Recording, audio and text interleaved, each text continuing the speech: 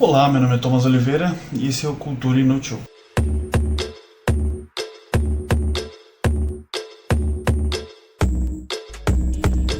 Hoje eu vim falar de um filme que a sua franquia é bem famosa e era para ter feito bastante barulho, porém o filme acabou passando e, apesar dos comentários, ele acabou não rendendo muita coisa. Mortal Kombat 2 me surpreendeu mais quando foi anunciado, já que o primeiro filme não foi tão bem assim de bilheteria.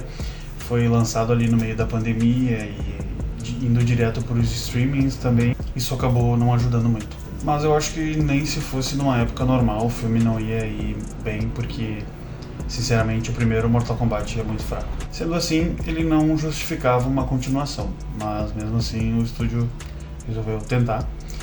E a tentativa até melhora, faz algumas boas adições, a história melhora um pouquinho só. Temos mais lutas mais elaboradas assim, porém isso não salva o filme. O roteiro dele é bem simples ali, fácil de entender. E como uma marca muito forte nos jogos, eu acho que valeu a tentativa para ver se rendia aí mais um troco.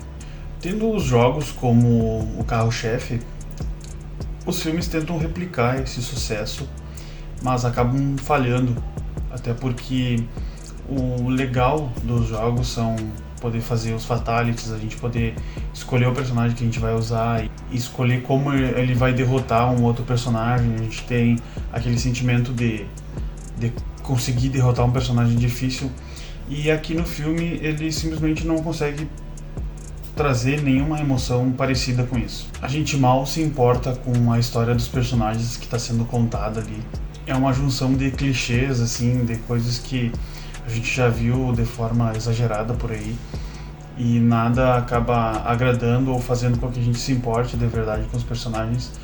E para piorar, quando um certo personagem morre, tem um peso ali naquela morte, mas ela logo é tirada quando o personagem finaliza o outro e diz: eu vou te trazer, daqui a pouco eu vou te trazer de novo, sabe? Então é uma morte que não tem peso nenhum. Bom, a bilheteria é só uma confirmação de tudo isso, né? Um filme que custou mais ou menos 80 milhões e acabou rendendo 120. A gente não conta aí os valores que foram utilizados para marketing, que geralmente é um valor alto, né?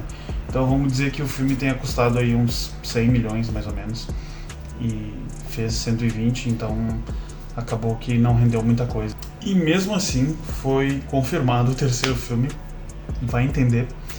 Parece que eles gostaram de tentar, ou de repente estão tentando superar o fracasso da Sony com o universo do Homem-Aranha sem o Homem-Aranha, né?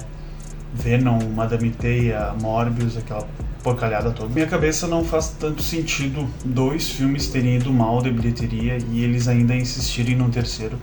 Talvez fosse mais fácil tentar fazer um reboot ou deixar a franquia de lado um pouquinho, até porque eu entendo que muitos dos fãs antigos querem ver mais coisas, com certeza, do Mortal Kombat, querem assistir mais filmes, só que quando a adaptação não é boa, para a franquia é ruim, o nome fica meio sujo, vamos dizer assim, fica feio, né, para a franquia. E também falha em tentar trazer novos fãs. E eu também fico imaginando se uma pessoa que não é fã e acaba vendo que o terceiro filme é realmente muito bom, mas aí ela vai ter que assistir o 1 e o 2 para poder assistir o terceiro, e dificilmente alguém faz isso. Quando alguém me fala assim, o segundo filme é bom, mas o primeiro é muito ruim, eu já perco a vontade de ver o filme, sabe? Eu acho que quando eles fazem o primeiro filme muito ruim e o segundo melhora bastante, o segundo realmente é bom, parece que estão tirando o espectador para idiota, né? Fazendo a gente perder tempo com um filme que deveria ser um filme bom, deveria ser um filme que apresenta bem os personagens, que aprofunda a história, que mostra realmente algo relevante, mas é só um emaranhado ali, um enrolado para fazer com que a gente fique e assista o segundo filme. Então, pra mim, é uma coisa que não vale a pena. Então, imagina fazer isso com 2 filmes do Mortal Kombat pra finalmente um terceiro filme, né? A não ser que a história funcione de forma isolada, o que eu acho difícil também. Eu tenho expectativas bem baixas para esse terceiro filme. A minha expectativa para o segundo já tinha baixado bastante, apesar de ter visto o trailer antes de possivelmente ver o filme nos cinemas. O trailer enganou bastante, mostrou cenas de ação muito boas. Trouxe o Karl Urban, que fez o Billy Bruto em The Boys, e ele tá legal no filme.